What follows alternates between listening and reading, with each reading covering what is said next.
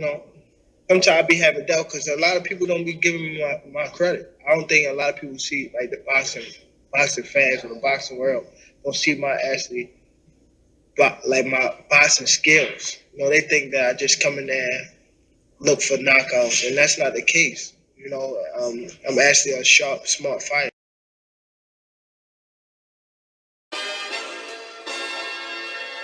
My word, and I do what I do.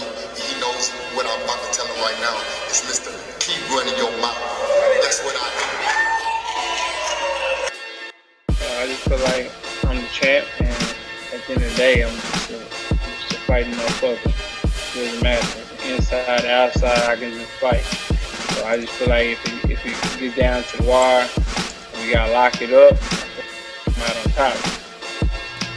I actually see how I'm looking. I stay solid. I'm always solid. I stay fuck solid up, right? You know what I'm saying? To the fans that know. Do that job outside the ring. I'm a fighter. Like I said before, there ain't no safety on the clock, so I'm gonna take them how they come and make them look ordinary. When I was a casual, I thought as a casual, I spoke like a casual, and I looked at boxing like a casual.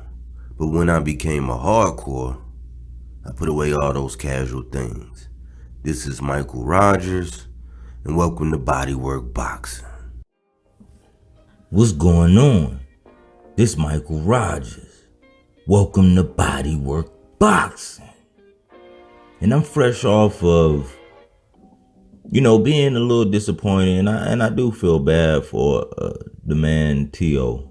and his loss. You know what I'm saying? His young brother, positive brother, faced a lot of adversity in this recent fight, and it all came to a climax that nobody really foreseen coming.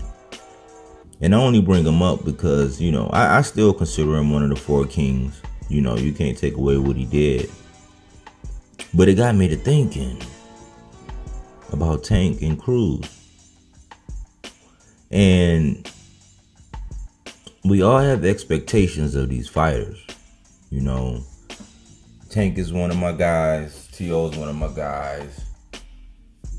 I got certain fighters that I gravitate towards, and the young ones from rough backgrounds, also aside from that, southpaws, even though T.O. is not a southpaw, just got an affinity for those young guys, just knowing how I grew up and my background, and then getting a little peek, a little gander inside of their lives. And it brought me to this Tank and Cruz showdown on next Sunday. And I wanted to be early because sometimes, I have videos that I want to do, and and I kind of drag my feet. And it's not that I'm dragging my feet on actually getting those videos out. It's just I'm doing multiple videos at a time and editing and getting everything prepared. But I really started to look, and I really, in hindsight, I really reaffirmed the Tank is a different animal. One of my favorite sayings is I don't get out knee pads, and I don't get out lip gloss, and I don't break out the Wi-Fi or put in tonsil jewelry for these boxers. But I have to say definitively that Tank is just a different guy. He has a coach in Calvin Ford that one can say is his father, even though that's not his biological father, but that's the kind of relationship they have.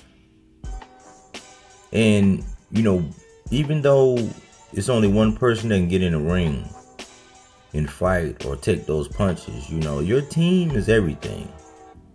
So I was analyzing Tank and Cruz and, what to expect, because it's a foregone conclusion that Tank is just going to dispatch this guy and it's going to be easy work. And I'm like, well, is Cruz easy work? the kind of style that he presents, you know, he's a come forward pressure fighter, throws a volume of punches. And some of the highlights I keep seeing is he knocked his opponent down and he swung 3 more punches when his opponent was already on the ground. Now, I know typically you see boxers swing 1 extra one because it's automatic. It's part of their combination set, and they're just following through with that last punch, just like a quarterback when he follows through and extends that arm. You know, that's okay. But I see glaring warning signs when it comes to looking at Isaac Cruz and the skill set that he actually brings to the table. And the conclusion I keep coming to is that he's going to get hit with some shit that he ain't going to see coming. You know, Tank, leading up to the Rolly fight, he said there's one thing when you can, you know, when you can shoot them bullets. It's another thing when them bullets are flying back at you. And I said, let the church say amen and amen again. And, you know, this is one of the times where Tank is going to have the height and the reach advantage. You know, power. We're going to say that Tank has the power advantage, but we also know that Isaac Cruz is, I can't say he's a knockout artist. He's just a boxer that, you know, pretty much his way of ending everything is by the knockout. That's what he's aiming for. You know, my question is, like Tank said, he doesn't feel as though he gets the credit from the boxing world and boxing fans for being such a skilled boxer. And here recently, Sean Porter went on record and said that he's one of the most skillful guys. But that's the game plan. You want to push a Davis back. He doesn't know how to fight backwards. Push a Davis back. He doesn't know how to fight backwards. In his preparation for Bud, him and Tank actually sparred. And I've been saying this for a long time, and you know, this is really right. Like right now, I'm really talking to my hardcores. I'm not really talking to my casuals, you know, because hardcores who actually look at somebody like Tank already understand that he has a boxing skill set. You don't get all those knockouts by coinky dink. And we saw that even though Teofimo Lopez actually had the power to knock out Kambosos, it was his implementation of a strategy that failed him. It was his corner that failed him. And at this point in time, I really don't see Tank failing. You know, more so right now, it's just a beauty to watch when Tank gets in the ring, and you know, it's just like a killer. And you know, in that movie, The Mechanic, and they had so many different ways to get the job done. You know, it's more of watching and seeing, okay, how is he going to solve this problem? And I compare it to like you got sharpshooters. You got sharpshooters like your Stephen Curry's. You know, they set up and everything, and they work when they follow through, and if they set, they gonna kill you. But then you got the Kyrie Irvings of the world, to where it's multiple different ways where they can get that job done. And I believe Tank is a Kyrie Irving. Multiple ways he can get this job done. So I wanted to ask the question, is Isaac Cruz easy work?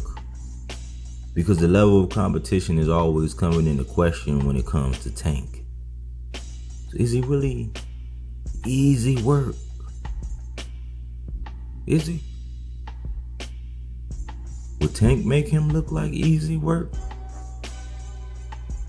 And it's always leading up to the fights, no matter who Tank gets in the ring with, it's always a question. Or it's always a statement that's made before the fight saying, well, nobody has ever made him have to go inside of the toolbox yet.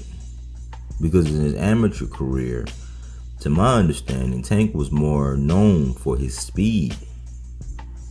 It wasn't really until his maturation process and he actually, entered into the pros that he was known to be a power puncher type guy. So my other question is Tank going to have to go into the toolbox? Is he going to have to pull out something extra? Because the fighting style that Isaac Cruz has, it's a fighting style it's highly pressured, it's rough and tough, it's throwing a volume of punches, I don't care if I get hit, I'm just going to keep throwing, and I'm going to land, and when I land, I'm going to hurt you. And a lot of times I see boxers, who, when they're trying to be clean, and they trying to, get off the way they want to get off, those rough and rugged, the one that come in with the head down, they might lead in with the head or the shoulder, or blind, wild haymakers. Sometimes those, the Maidana-esque type boxers give the clean boxers, the accurate punchers, the most problems. And I really believe that Isaac Cruz is working on his conditioning, and he's working on being able to maintain a certain amount of volume and a punch variety that's going to lend itself to Tank trying to be clean, trying to avoid punches, and being very meticulous on when he takes his shots. That's the game plan that I see from the outside looking in. I don't have any inside look into either training camp. I'm just going by videos that I watch and things that I'm seeing and just doing my leg work. But I still feel as though the conclusion is still going to be the same. Tank is going to hit this man with some shit that he don't see coming. Tank alluded to the fact that Isaac Cruz will probably be looking for something from underneath. And so, I'm thinking that he's, always ready with a plan B or a C or a D. And I look forward to this fight. I know Tank and his Coach Calvin won't allow him to look past Isaac Cruz. And Coach Calvin said that the guys that everybody count out are the ones that you actually should put in extra time, in extra effort into looking. So Coach Calvin is not going to fail Tank Davis the way Teofimo Sr. failed Jr. I feel like they're fully preparing for this, man. And the boxing fan in me wants to know what's next for Tank. I think it's going to be full of entertainment. I don't have this fight lasting too long, and that's really because, I used to play football, and later on I was a starting cornerback, and I really reveled in playing defense. And one of the things they said when you go in to tackle somebody is you always have to see what you hit. And I reason that Isaac Cruz, he does not always see what he hits. Sometimes it's closing your eyes and throwing the hardest punch and throwing a wild haymaker. And so I believe that he's going to get hit with some shit that he don't see.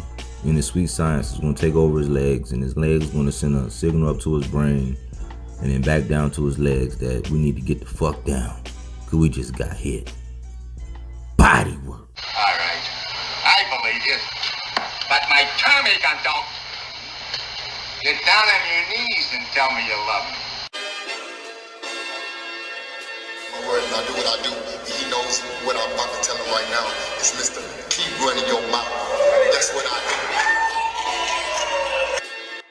I just feel like I'm the champ, and at the end of the day, I'm just a fighting motherfucker. It doesn't matter. Inside, outside, I can just fight. So I just feel like if it gets down to the wire, we gotta lock it up. I'm out on top. Hey, look, as you can see how I'm looking, I stay solid. I'm always solid. I stay fuck solid up, right?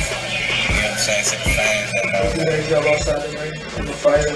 Like I said before, ain't no safety on the clock, so I'm gonna